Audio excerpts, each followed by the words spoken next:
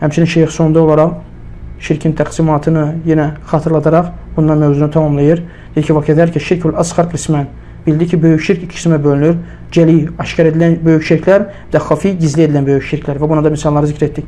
Həmçinin deyir ki, kiçik şirk özü də iki qismə bölünür. O da aşkarda edilən kiçik şirk, gizlində edilən kiçik şirk.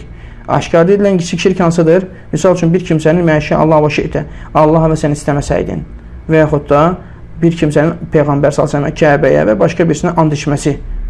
Bunlar hamısı eşidiləndir, gizli deyir. Bu açıq-aşkar edilən şirkdir və kiçik şirkdir. Kiçik şirkin ikinci qismi də hansıdır? Gizlində edilən kiçik şirk. O da ki, hüngül baş verən riyakarlıq. Bəzi əməllərdə baş verən riyakarlıq. O da burada kiçik riyadan söhbət gedir. Hüngülvari baş verən riyakarlıqdan, xalis riyakarlıqdan yox. Çünki xalis riyakarlıq münafiqlərin riyakarlığıydı, o da dindən çıxarır. Hüngülvari baş verən riyakarlığa gəldikdə isə bir kişinin özünü məsələn namazda bəzəməsi və insanlara göstərməsi və yaxud da ki, özünü dəvət etdiyi zaman dəvətini insanlara göstərməsi və digər əməllərini insanlara göstərməsi. Bunların hamısı kiçik şirkə daxildir və gizli baş verən şirkdir. Və ümumi olaraq şeyx sonda deyir ki, yəni həqiqətən şirk təqsimatlar baxımından qisimlərə bölünür. Misal üçün, fəyənqasın bi'tibar əqsam-ı tövhid, tövhidin qisimləri baxımından şirk özü üç qismə bölünür. Tövhid necə ki, üç qismə bölündüyü kimi, uluhiyyət tövhidi, rububiyyət tövhidi, əsma sifət tövhidi, həmçinin şirk də üç qismə bölünür. Uluhiyyət tövhidində baş verən şirk, rububiyyət tövhidində baş verən şirk və həmçinin əsm və sifətlər tövhidində baş verən şirk. O yənqasimu bi'tibar həcmihi min kibərin əv siğarin ilə əkbar və əsqar. Həmçinin deyir, böyüklük və balacalıq baxımından şirk iki qismə bölünür. Böyük şirk və kiçik şirk.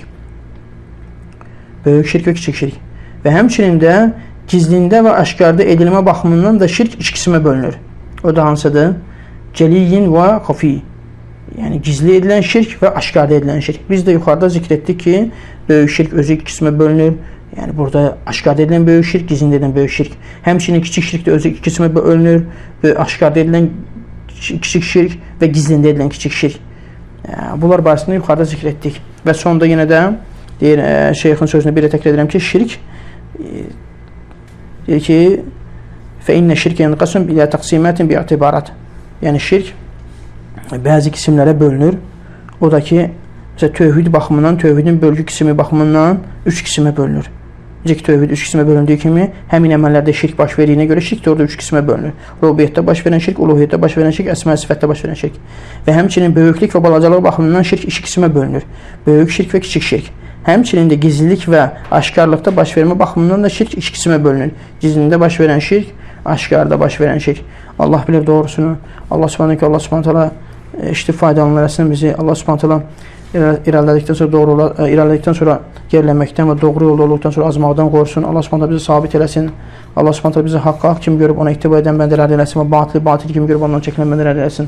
Allah subhanahu bizi, övladlarımızı, zürriyyətimizi və bütün müsəlmanları şirkdən, şirki aparan yollardan qorusun.